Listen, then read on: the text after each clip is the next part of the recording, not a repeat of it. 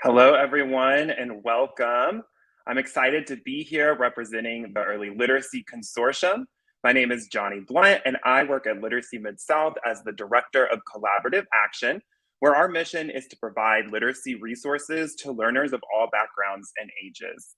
We do that through several programs, working with adults that read below a sixth grade level, supporting literacy in the elementary out of school time space, and facilitating collaborative networks of organizations focused on literacy.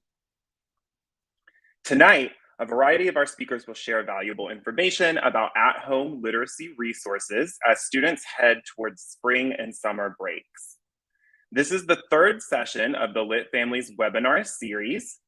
We've been highlighting different resources throughout the year, so be sure to check out the Literacy Mid-South website to learn more about past and future sessions. That's literacymidSouth.org/litfamilies. Up first, we have Catherine Mendez, who's a speech-language pathologist and clinical faculty member in the School of Communication Sciences and Disorders at the University of Memphis. She'll be sharing information about an intensive summer reading program. And I will go ahead and turn it over to her. Hello. Thank you so much for inviting me to participate today. I'm excited to share some information about our 2002 Intensive Summer Reading Program. Again, my name is Catherine Mendez. The basic information about our Intensive Summer Reading Program is that we offer one-on-one individualized evidence-based literacy intervention for children in grades K through 12 who are struggling with reading and or spelling. The reading program runs Monday through Thursday for the last 3 weeks of July. So that's from July 11th to July 28th. And we do require that participants register for at least 2 weeks of those 3 weeks because we just find that we just get on a roll after about 1 week, and it's just not enough to make the kind of progress that we want to. Those one-on-one sessions are 55 minutes long, and parents can choose 9 o'clock, 10 o'clock, or 11 o'clock slots that they come for the entire week. The program is led by licensed speech-language pathologists, including myself, and assisted by graduate clinicians, and spaces are limited. Before the program begins, we do conduct placement testing. So once a child's registration has been processed, parents will be contacted to schedule a time for their child to come in for placement testing. This testing is what allows us to individualize the instruction that each child receives and allows us to maximize the effectiveness of the time we're spending with the child. Parents will also receive the results of this placement testing, and it outlines specific skills that may require intervention, so it can be valuable even after the intervention program is done. This testing takes 20 minutes to 1 hour, depending on the child, and it will be scheduled individually at some time between June 21st and July 8th, so that it's all ready and we can prepare an intervention plan by the time that the program begins. To give you a little bit of information about what kind of intervention we're doing, we use a structured literacy approach. This means that our intervention is explicit, systematic, cumulative, diagnostic, and multimodal. We use a variety of interventions depending on the specific needs of each child, which we identify in the placement testing. All of our interventions are backed by research.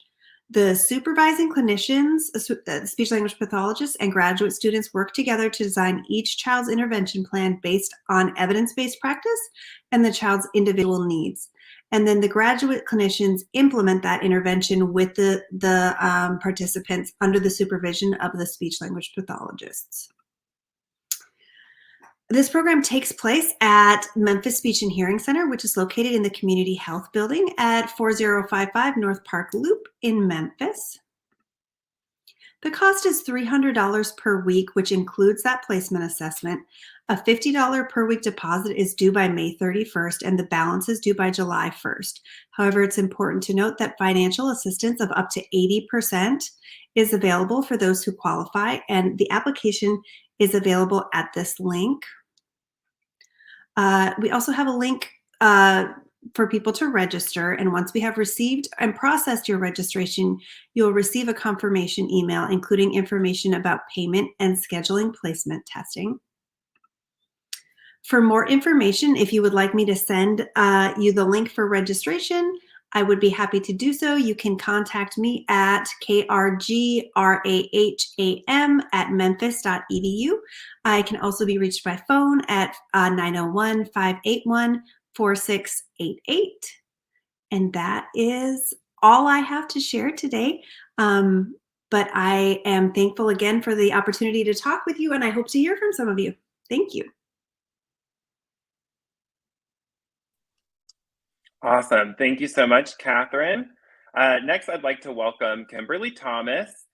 She's the Parents as Teacher Director at Porter Leaf, and she'll present an at-home social emotional learning activities for children.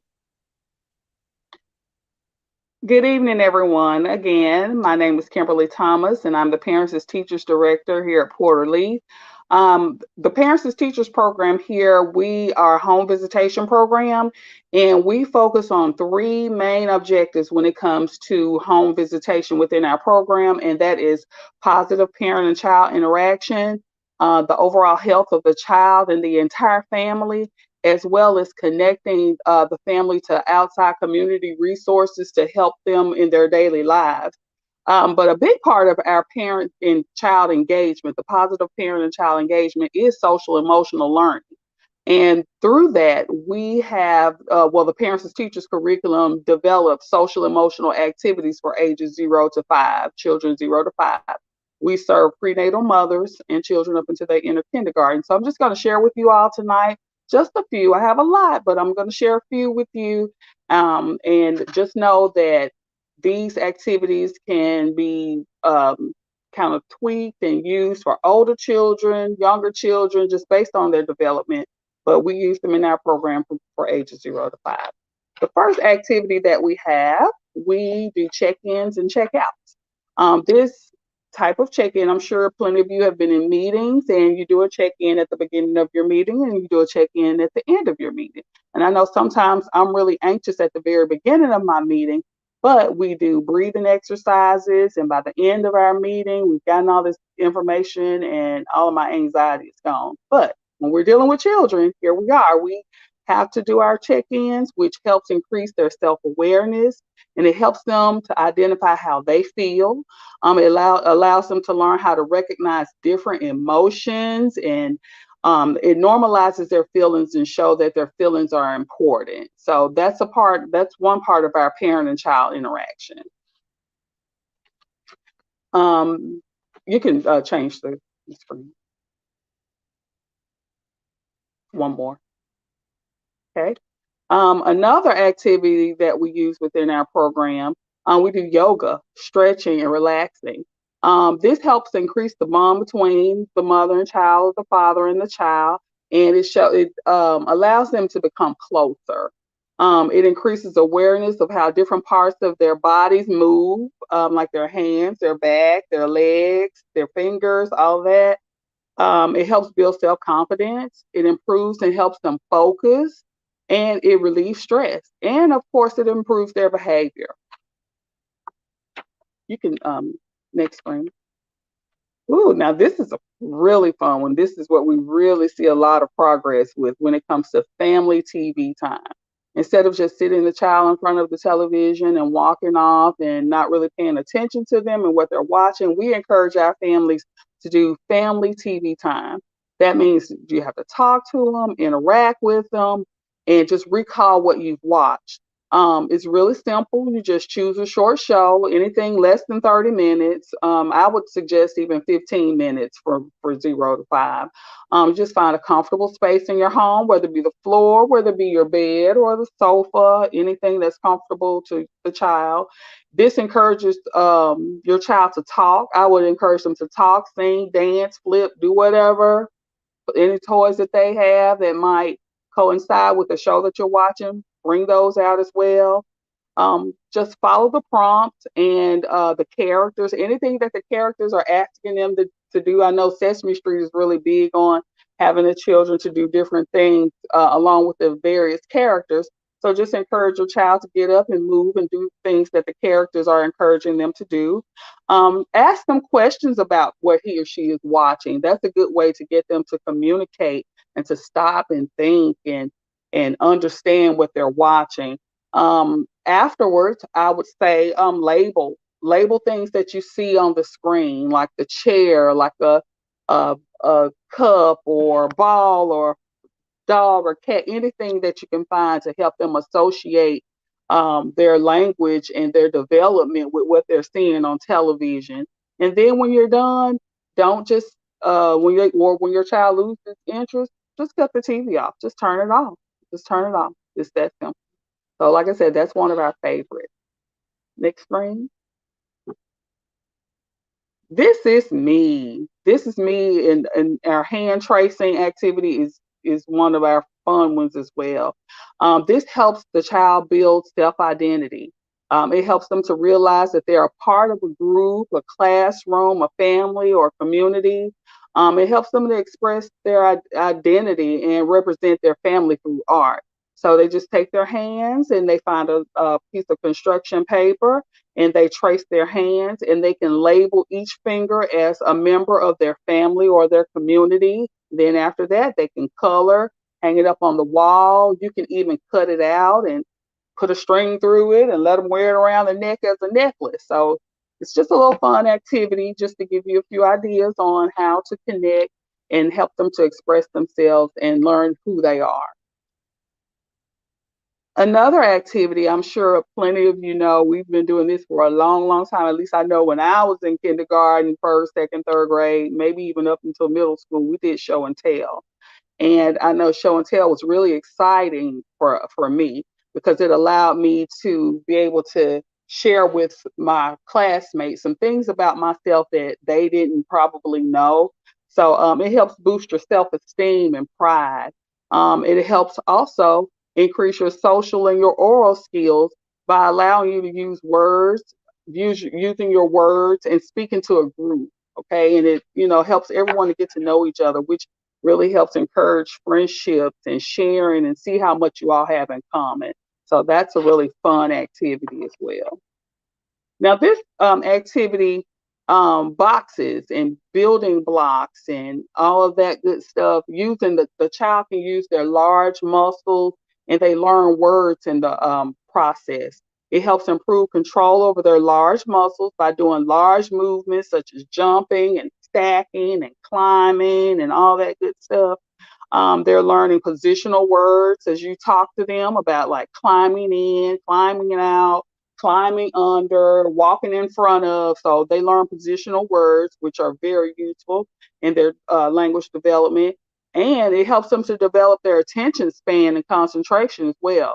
It's an important skill for success in school. So this is the start of it, and it can be very fun in doing so. Okay, this activity is for our little ones, our smaller babies, rolling over and sitting up. It's very simple, doesn't take any kind of material, maybe a nice blanket for the baby to lay down, just only to give them a little traction when they're trying to move. It kind of helps brace and give a little traction for them to be able to roll over or sit up. It helps them to feel comfortable about their body and the ways that their body moves, and it helps them to understand and see that there are new ways that they can move, okay? And they're more willing to explore other things that they can do. And in the meantime, it's strengthening their muscles to prepare them for future skills like rolling and sitting. Next screen. Be like a frog. That's one of our favorites. Well, I think all of them are my favorites. So you might hear me say that through all of them, but Be Like a Frog is it's really popular in our program. And with Be Like a Frog, you're sitting there, you're calming yourself and you're breathing and you're just sitting there in this little awkward position. But believe it or not, it really does help them to calm down and really understand and get just calm down. It just helps them to calm down, helps them to learn how to relax. They become more aware of their breathing and mindful of their actions and the way that they react to certain things. And they learn to regulate their actions when they switch back and forth from being quiet and sitting and jumping to, so they learn how to regulate themselves through this particular activity. It's called Be Like a Frog. And in the end, we go back to checking out just to see how everyone is doing at the end of the day. How was your day? How are you feeling? What did you learn? And that allows them to stop, think about the good things that they've done, think about some things that they would have done better, and then think about how much fun they're going to have the very next day. So these are just a few activities. I hope you all have enjoyed this slideshow because I had an awesome time creating it. And I look forward to seeing you all in the future. Thank you so much. I really appreciate the opportunity. That was really great. Thank you so much for sharing such approachable tips for families to interact with their child's social emotional well-being, Kimberly. Up next, I have Hilary Petit. She's the program specialist at All Memphis, and she'll be sharing a session on how to say sounds using their card deck and keywords as a guide, while sharing some rhyming games that families can play with their kids. Great. Thanks, Johnny. Hi, everyone. My name is Hilary Petit. I am the program specialist manager at All Memphis. So I work directly with our program specialists who give teachers really quality feedback so that students can be the very best that they can be when it comes to reading proficiently. I'm going to give you some really hands-on activities today that you can use with your children at home to help promote that foundational literacy concept that I'm mentioning here. All Memphis is grounded in the idea of a fully literate community. We truly believe that in order to foster opportunities for the historically excluded students, that they should be able to access literacy and the freedoms it can provide by empowering teachers with training and mentorship in foundational reading. We find it so important that all of this starts with quality teachers. And so we're working to teach teachers, but there are lots of activities that you can do at home that help promote this idea of a fully literate community. All Memphis is a phonics-based curriculum. It's grounded in the principles of Orton Gillingham. It's the gold standard when it comes to early education and intervention in the phonics world. It's multisensory, so lots of good movements, structured, sequential, cumulative. It's quite flexible, and there's lots of language opportunities for students to engage with teachers and even with you at home. We provide a teacher mentorship so that we're working directly with teachers, and this can be adopted both whole group and small group.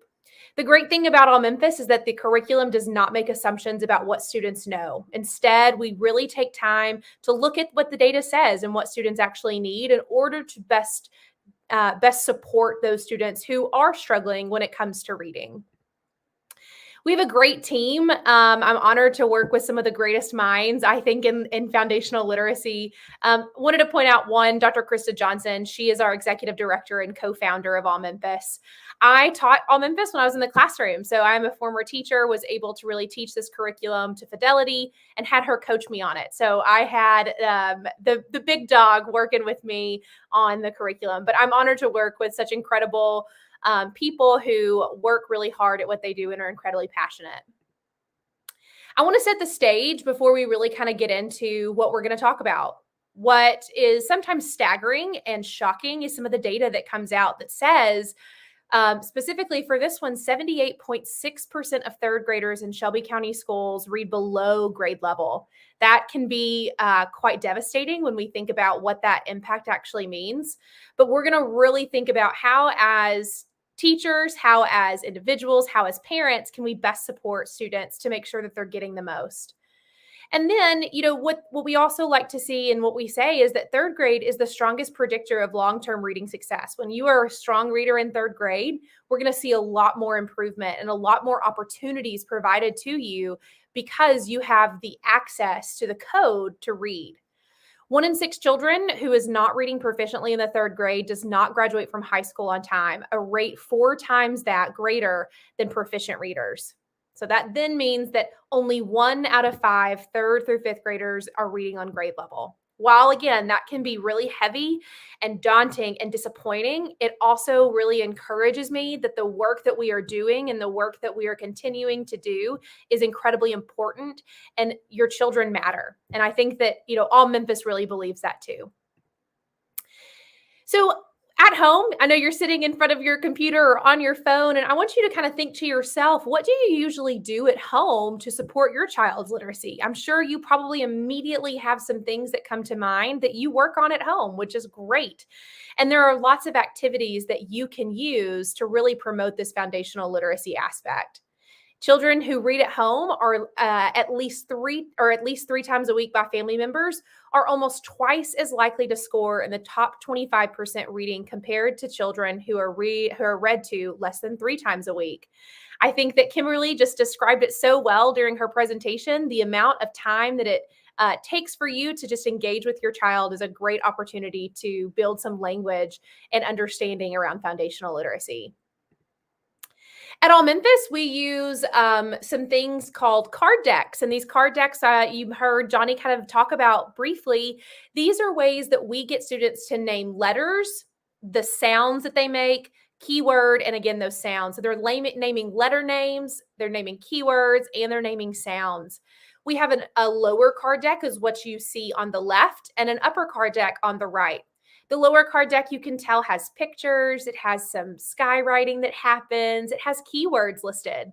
Where here over on our upper card deck, you're seeing more basic kind of phonograms, and it's showing the sounds and the keyword and even these good rules at the back. And I know you, or if you were like me, I don't remember any of these rules. So as a child, so growing, getting to be a part of All Memphis and learning these rules makes you think like, oh, wow, I definitely need to kind of tune up a little bit. So those are awesome resources that we have that really work well for students. Again, we're going to spend some time just learning the sounds today and kind of figuring out how then can you give strategies at home to help your child decode unfamiliar words in a text. As we go through this, we're going to do it in kind of a very routinized way. We are going to say the letter. So I'm going to skywrite and say the letter name. I'm going to underline like this, the keyword, and I'm going to tap my throat for the sound. We're going to do that kind of together. I know at home you're going to be working on these very diligently, but here is kind of a rundown of how that would look. When you feel comfortable, please jump in and kind of do this along with me. But I'll start first. I'm going to trace the letter. So I'm going to say A, underline the keyword apple, and say just like that. Let's do it again. A, apple, T, table, T, B, ball, B, L, lamp, L, F, fish, H, hat, P, pig, P, S, snake, S, U, up, M, map, R, rat, R, C, cat, K, G, goat, G, I, igloo, I. This one has a rule. We prompt and we would say, what's the rule? And students would respond back to us and say, no English word ends with I. Fun thing for them to be able to recite back. S, H, ship, sh, N, nest, N, B, ball, D, dog, D, O, ox, ah, J, jar, J. No English word ends with a J. V, van, V. No English word ends with a V. It's always followed by an E. W, wagon, W. E, egg, e. X, box, x. K, kite, k. Y, yo-yo, y. Z, zebra, z. Q, U, queen, qu. Q and U are always together because they are best friends. C, H, chair, ch. T, H, thumb. This one has a second sound. We do it like this. T, H, this, v. W, H, whistle, w. Those are all the sounds that we really work on in our lower card deck, and you can always refer back to those if needed. This is just a quick rundown of how we say and how we should pronounce those sounds, and sometimes we get a little tricked up because they're different than maybe what you remember or how you would actually sound them out now, but just a quick little reminder for you. In terms of rhyming, there are lots of games that you can play with your child to start getting that inner ear working in terms of phonological awareness. You can play an I Spy game. I spy a word that rhymes with far, and the student would have to, your child would have to know, oh, that's car. You know, fun little things to get them going. You can even do swirling is what I call it. On each hand, we'll say cat, at, hat, at. Another fun way to kind of get students to start hearing those rhyming words. And then we kind of look at segmenting. And segmenting is needed when a student comes or when your child comes to a word that they don't know. It's an unknown word. They don't know quite what to do with it when they get there. And we call that segmentation or breaking it apart, decoding that word. And there are a couple of ways that we can do that. You can do segmenting on your fingers like this. So if the word was crab, I could say k, ab, like that, 4 fingers. I can tap on my arm. I can say ab, just like that. Those sounds, that multi-sensory movement is really helpful for students when they're trying to figure out unknown parts. So let's take a look at a word in a text that a student might come across that they don't know. They can use those same decoding strategies we just talked about, either on their fingers or on their arm to help them segment that. And it can look like this. If a student comes to this, I would tell that student, my child, I would say, let's say the sounds in this word. The first sound, s. Next sound, p. Next sound, ah. Last sound, t. The word is what? Spot. That's one way you can do it. But then there's a little bit more of a complicated way, but it helps them to really blend all these sounds together that can sometimes be really hard to put together, especially when there are beginning consonant blends in a word, like SP in the word spot. This looks like this, though. You're saying each sound, and then you're going to group them together. So it would say s, p, sp, ah, spa, t, spot. Here's another example for you in this word they come across and they don't know what it says. You can, again, break it apart on your hand. You can use your arm, and you can use these types of decoding strategies as in ch, 4 sounds in the word lunch. And then again, you can break it down even more as in la, lunch, lunch. Just a few ways that you can get your child to kind of work on those decoding strategies. All Memphis is available for any questions, supports. Maybe you are a principal and you're watching this and you say, hey, I want that in my school. We would love to have that. Or if you are a parent really needing some supports on how to even engage your child in decoding strategies or getting them to understand sounds, you can visit our website at www.allmemphis.org, or you can get on YouTube and just search in that top search bar, All Memphis, and you'll be able to see a wealth of videos that show different types of knowledge available for you that's accessible at your fingertips. And finally, you can reach me at Petite, HPETTIETTE at allmemphis.org, or you can also email hello@allmemphis.org. Thank you so much for your time, and I hope that you were able to walk away with something very productive to use with your child at home. Thank you. Thanks, Hilary. That was really accessible and practical information for families. I know that they'll appreciate it. Yeah, thanks so much. Coming up next, I've got Shirley Mcmorris. She is the Early Literacy Advisor at Memphis Shelby County Schools, and she's going to be sharing at-home writing strategies for families.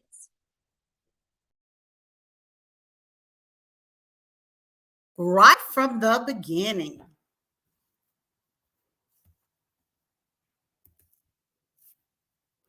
Let's take a look at our agenda.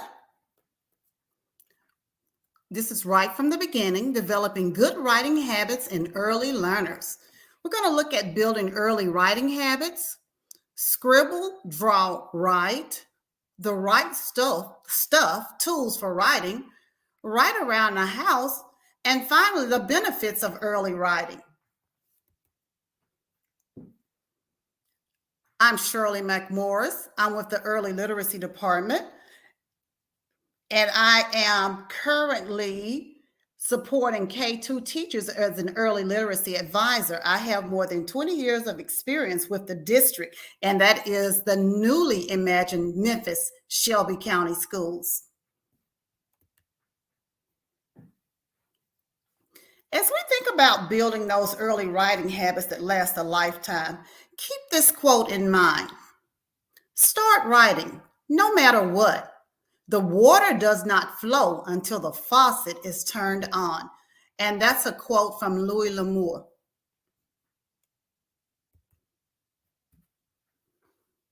So think about young children and how often they mimic what they see happening around them. One of the most impactful ways to build early writing habits in young children is by allowing them to see you write. Keep this in mind. Toddlers can be engaged in writing. Write with your child and make writing a family fun activity. Prioritize writing by making it a daily habit.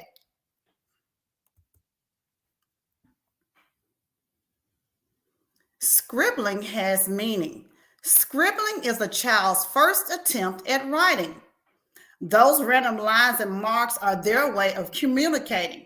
And I know sometimes they scribble on walls and floors and doors, but just pass them a sheet of paper. Remember, don't make a big fuss over it. Encourage them to write.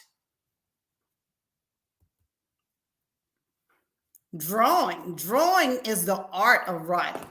Drawing evolves as a natural process for all children. Drawing is an expressive outlet for children that demonstrates their understanding of the world and all the important things around them. When your children draw pictures, take time out to discuss with them, to discuss their drawings. Ask them questions about what they've drawn and get them to share. And finally, we write. We've moved from scribbling to drawing to writing. Writing is practical. Writing is one of the earliest forms of communication. Parental involvement in writing makes a huge difference. Helping children to develop good writing habits early has a lifelong impact. Now let's talk about sentence starters. After we've learned to write, we've learned to form letters, and we've learned some high frequency words, we can begin with sentence starters. They are a great support for developing sentence structure as children advance in their writing. And you can see some of those sentence starters featured here to the right, such as I see a, and you have them complete the sentence. I see the dog, cat, flower. This is my mom.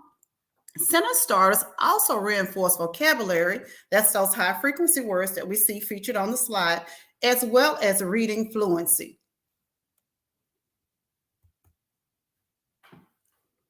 Now let's look at writing. Writing. How can we get our children actively involved with writing? Look at these tips and tidbits. Write labels on objects, storybooks, menus, names, and make special family placemats for dinner, invitations. Encourage older children even to keep a daily journal or diary. Write events on a calendar, nursery rhymes with your child's name. Play games with writing. Here's the letter B. Write a word that begins with B. Favorite recipes. Write alphabet and sight words with pudding and other fun food. That makes it really exciting.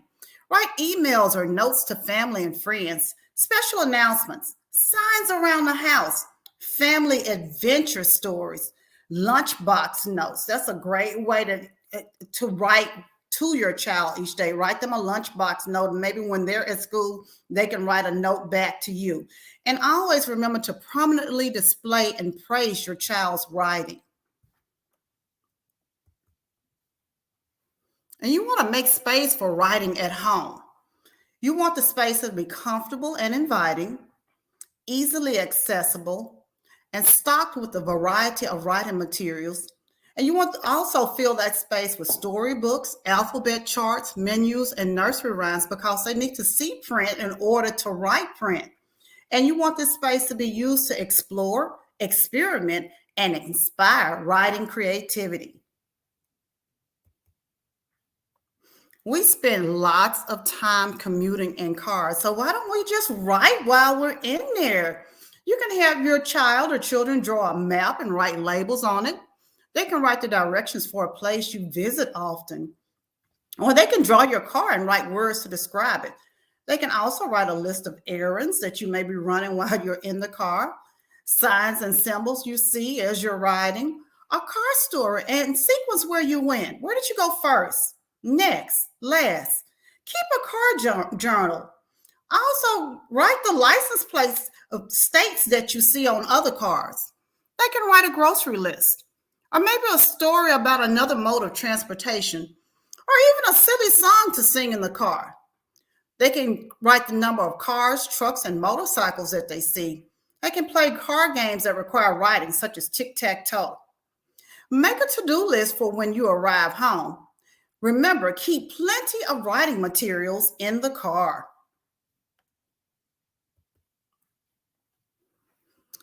You can also write at the park. And I know most of the time you don't actually go to the park to write, but it's still an ideal way to get children involved with writing. Have them write with sidewalk chalk.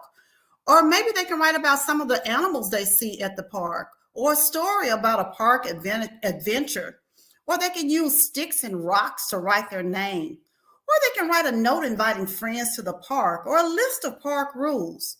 Maybe they can make a graph of favorite park toys, or a list of items for a picnic in the park. What about a park postcard, or a list of games to play at the park? Or maybe they can write about their favorite park activity and why they like it so much. So we've talked about writing. Now let's talk about some tools that we can use for writing. We want to keep a variety of writing supplies on hand. And those writing supplies may include textured paper, crayons, chalk, pudding. Yeah, pudding, because, really young children like to put their hands in their mouths, and we don't have to worry about them getting any harmful toxins in their system if they use pudding. Post-it notes, Play-Doh, Cheerios, electronic tablets, erasers, tape, foam letters, shaving cream, traceable letters, various pencils, magnetic letters, dry erase boards, and easels. Some additional writing tools include washable markers, tracing paper, index cards, posters, highlighters, notebooks, Etch-a-Sketch, glue stick, tablet paper, hole punchers, stencils, sentence strips, safety scissors, stickers, construction paper, yarn and ribbon, and pipe cleaners. Now, I know you're probably thinking, oh, this is a lot of stuff and it sounds really expensive. But guess what? I'm glad you asked. All of these items can be found at your local Dollar Tree. Yeah, you can get all of the notepads, the pens, the paper, even the storage bins to create that cozy writing environment at home. Now, as I come to a close, I want you to think about the benefits of early writing. Early writing experiences strengthen fine motor skills, concepts of print, communication skills, alphabet recognition, spelling, logical thinking, reading, and the overall success of your child or children in school. It's been great sharing with you this evening. I hope that you found this information helpful. Again, I'm Shirley Mcmorris. I'm with the Early Literacy Office. We're located at 1363 East Person Avenue, right here in Memphis, Tennessee. Our telephone number is 901-416-4801, or you can contact us at www.scsk12.org/early literacy. Thank you.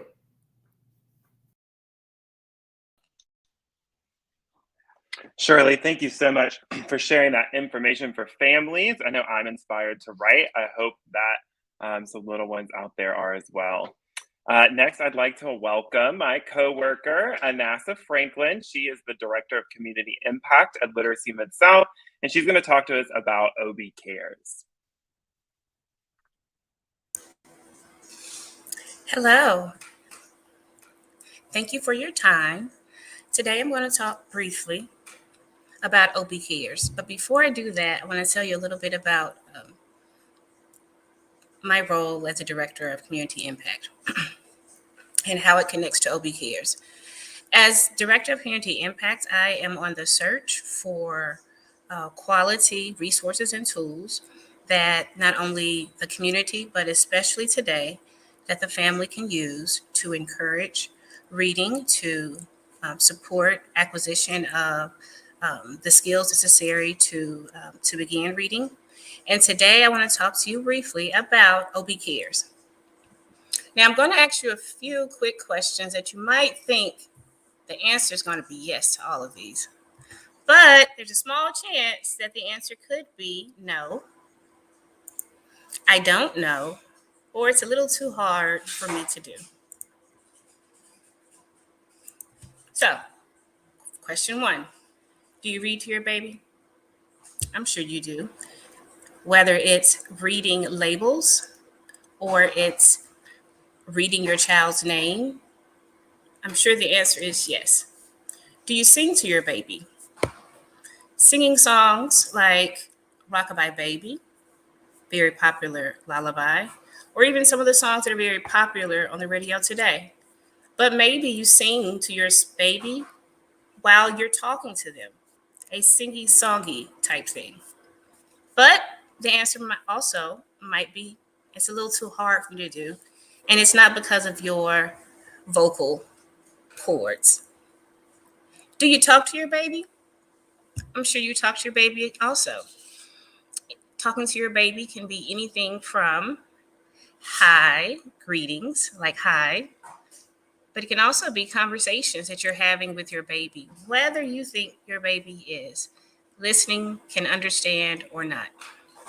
So if you answer yes, I have something for you. If you answer no, I have something for you. If you answered, I don't know how, I have a whole lot for you. You'll get tips and you'll also get a few examples. So let's talk about OB Cares. Now, lots of research has said, and we kind of probably know this, maybe we don't as parents, but I'm sure pediatricians have discussed this with you. But the very first step in preparing your baby to learn is reading, talking, singing to your baby from birth. So that very first moment you look into those beautiful eyes, after you say, hello, beautiful face, hello, child of mine, reading, talking, and singing to your baby will help your child acquire the skills that they need to begin reading. OB Cares is a website that has been created by doctors in Memphis, local doctors in Memphis. And again, this program is based on research that says talking, reading, singing to your baby will encourage brain development that's needed to acquire literacy. How do you access OB Cares? You can either use this QR code or you can actually go to this website, Read 901 Info Hub. I'm going to show you a few pieces of OB Cares. so you guys can get a picture of what I am looking at, what we're talking about. Okay, it appears that my link is not working.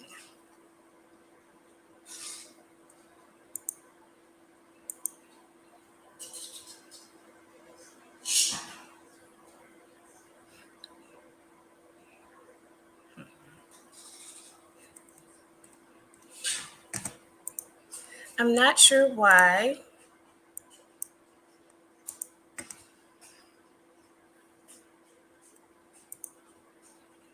But my link is not working.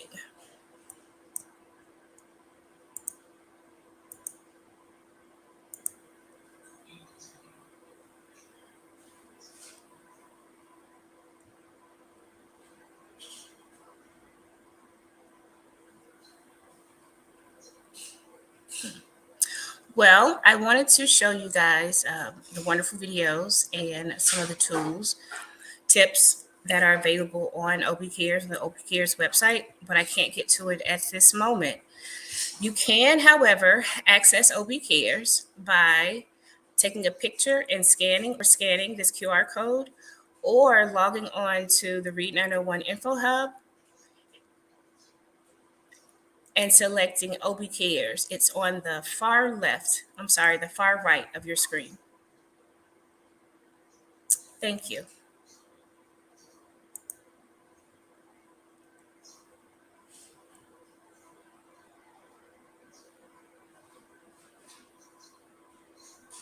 Thanks, Anassa. I'm sorry you weren't able to get that link to work.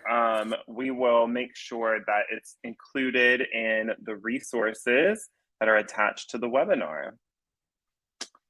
Up next, I'm going to turn it over to Brandis Leverett. He's the Chief Operating Officer at Memphis Athletic Ministries, and he's going to share information about the organization and their summer program. Well, hello, everybody. As you said, I'm Brandis Leverett, COO at Memphis Athletic Ministries, otherwise known as MAM. MAM was founded in 1998. We exist to coach, grow, and lead the youth of Memphis by helping them discover their identity in Christ and their purpose in the community. Our vision is to see identity found, hope restored, and lives changed. We have 8 neighborhood centers throughout the city. We are in Fraser, in partnership with Fraser Community Schools at MLK Prep. We partner with 2 local churches here in town, Leewood Baptist Church in the Berkeley Highland Heights community, and Olivet Baptist Church in Southeast Memphis, or Parkway Village as some call it. In partnership with the city of Memphis, we operate 4 community centers around town: Bethel LaBelle in Orange Mound, Green Law in Uptown near downtown, Hamilton, right adjacent to Hamilton High School in South Memphis, and the Magnolia Community Center in Castalia Heights. Last, we have our own facility that we own in South Memphis. It's called the Grizzlies Center, and it houses 2 full-length NBA-size basketball courts. MAM is a sports ministry first. Throughout the year, our students engage in sports and sports leagues. We offer volleyball, soccer, flag football, cheerleading, dance, and of course, basketball. I mean, it's the logo. And then we have some other sports we're going to bring on board as years progress, some being kickball and dodgeball. And our sports are offered to both boys and girls ages 8 to 18. One of our key programs is our after-school program. Each day, youth participate in recreation activities in a structured, safe environment with adult role models and supervision. During that time, we offer Bible study, literacy, team sports, mentoring, internships, and field trips like attending Grizzlies and Tigers games. Another key offering, and the reason why I'm sharing with you today, is our Summer Academy. MAM's Summer Academy is designed to provide upcoming 3rd through 8th grade students and their families an affordable summer experience. Our summer camp includes recreational activities and a fun and hands-on approach to academics to help with that summer slide, field trips, and of course, faith development. Our Summer Academy will run for 8 weeks from June 6th to July 29th. Of course, we'll be closed on Monday, 4th of July, so everybody can enjoy the fireworks and barbecue and all the festivities of the day. Each day, our camp will operate from 7:30 in the morning until 5:30 in the evening. Through a partnership with our local YMCA, we will offer breakfast, lunch, and snacks to our campers each day. And here is the kicker. All of this is offered to you for just $50 a kid. I said it, $50 a kid for the entire summer. And we do offer support to families with multiple children, so don't let money deter you from spending the summer with us. Our summer academy in particular will be at 3 of our sites. As you see here, Leewood Baptist Church and Grizzlies Center, which is 2107 Ball Road, and the Olivet location, which is Olivet Baptist Church over on Mount Arnold. Here's a little bit of an example of what a day might look like. And of course, it'll change from site to site by who's leading the site. But here's just a little sneak peek at what the kids will be doing in the day. They'll get dropped off early and have a little time for pre-play. And of course, there'll be breakfast offered to all the kids. And then we'll get into some rotations, and we'll talk about in a second. Of course, we'll have lunch, do some team time, team competitions. And of course, like I said, the day will end out at about 5:30. Our academics throughout the summer will focus on reading, science, and math. And reading will focus on reading comprehension, vocabulary, and a tad bit of writing. Science will focus on observing, describing, and experimenting. Math will be practical and reinforce some skills that students learned through the school year. This last summer, students learned about force and motion and applied what they learned to conduct several experiments. Our middle school students this last summer learned practical math skills like personal finance and how to create a business plan and budget for a store. Our elementary students got a chance to use what they learned to shop at the store. The learning continued when our middle schoolers had to review their plans and see about how successful their store was by asking questions like, did they make a profit, and what might be some changes they would like to make. Summer is taught by dedicated teachers, dedicated staff who've been hired specifically to teach those particular subjects, along with our general staff of coaches. Each summer, our Summer Academy students will earn points each day that they attend Summer Academy that they then can be able to use to shop our bookstore with those points. Our bookstore will include books, journals, games, pens, and much more. Recreation. Again, our focus in recreation will be centered around sports. Campers will play games and learn team building skills through competitions and have a little focus on fitness. Of course, being a summer program, we want to take advantage of our city and do some field trips. Campers will visit places like the zoo, Incredible Pizza, Main Event, Jumping World, and the beautiful Shelby Farms. Campers will go skating and bowling and swimming and a few other places as well. For the last 2 summers and continuing this summer, students at our Leewood location in particular earned their yellow belts in Taekwondo. And no summer is summer without water and getting wet. Each of our sites will have water days throughout the summer where there's inflatable slides, water guns, and of course, slip and slide kickball. It just isn't summer without some slip and slide kickball. There's a little picture of some swimming going on there. Now, registration isn't gone live yet. However, you can go to mamsports.org/summer to sign up today to get a notification to your email or phone when the registration goes live. Once again, it's 8 weeks, it's $50. There may be some additional costs for some of those field trips that we'll go to, but we, of course, try to make it as reasonable as possible. And I just want to say thank you to Literacy Mid-South for their continued partnership and for inviting me to share on tonight.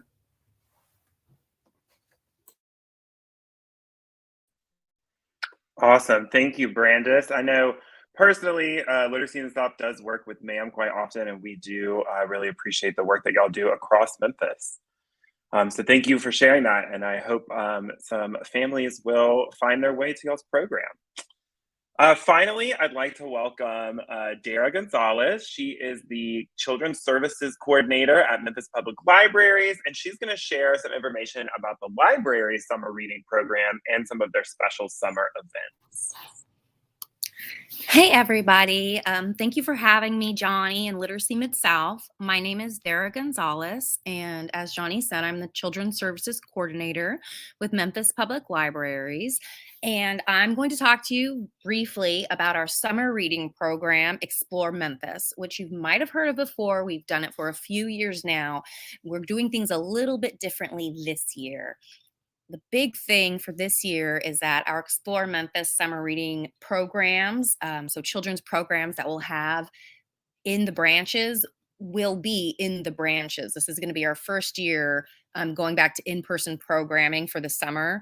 So we are so excited to literally see you this summer at our Explore Memphis programs. But the summer reading program itself is pretty straightforward. It runs from June 1st to July 31st. All ages can participate from 0 to 1 million. If you cannot read or your child cannot read, it can be read to. It doesn't have to be you doing the actual reading. And then each branch is going to have their own weekly prizes for each age group, as well as grand prizes. There are 2 different ways that you can participate in Explore Memphis, the summer reading program this year. You can register beginning in about the middle of May, and you can do that either online or by coming into any of the branches. If you come into any of the branches, we're going to be giving away registration bags to the first so many people that register. So if you're able to come in, you can get a bag, but you can also register online at memphislibraries.org/Explore Memphis. And then you can either use our online program, Beanstack, to track all of your reading throughout the summer. For every 100 minutes that you read, up to 600, you will be entered into our grand prize drawing or read to. And so you can log all that online at our Beanstack, or you can come into any branch when you register and get a bookmark, and that bookmark will then later be your ticket into the grand prize drawing when you have completed the program.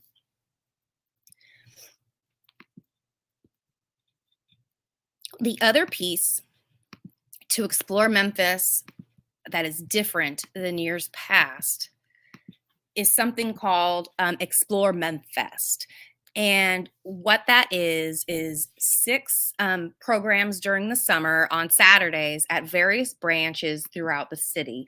So we'll have an event at our Central branch, at our Fraser branch, our Hollywood branch, our Whitehaven branch, and then our final at our Raleigh branch. Each Saturday, it'll run from 1 to 4. We're going to have local food to the community served. We're going to have live music, local bands, again, to the service area when possible. We'll have a story walk, which is an outdoor oversized story that you can read as you walk along an area. We'll have our community partners will bring things to share with customers about what they have going on for the summer for families, and there will be more. We plan on having different types of like stations with games and activities for kids to do, but there'll be family friendly in general events.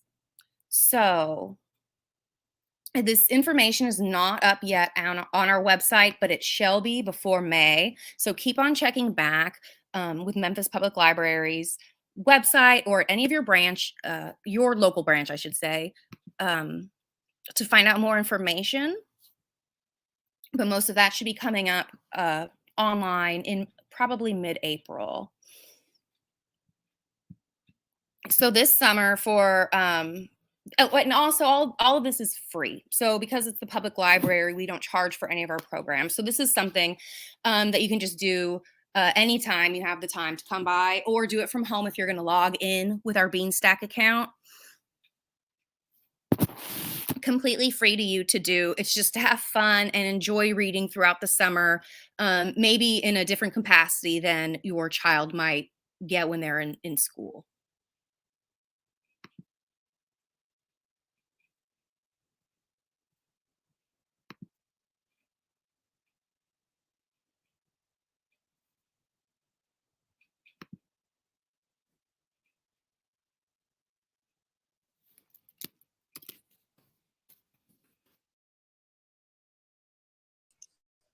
All right, thanks so much, Dara.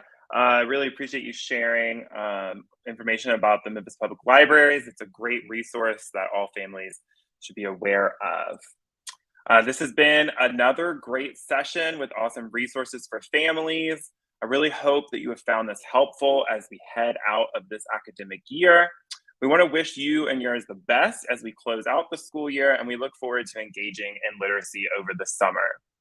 Please continue to watch this space with Literacy Mid-South and Stand for Children's social media accounts for more family literacy resources, but you can also go directly to literacymidsouth.org/litfamilies for a list of currently available resources. So that includes resources from the Heading to the Holidays webinar, as well as the Back to School webinar. You will also find recordings of those webinars, in addition to those linked resources that you can view. I want to thank each of our presenters and the organizations that they represent for all of the great work that they do in our community. I'll close out with a special shout out to Stand for Children and First Aid Memphis, who are both co-hosts of the Early Literacy Consortium and instrumental to this Lit Families webinar series. I hope everybody has a great rest of the school year and a good night.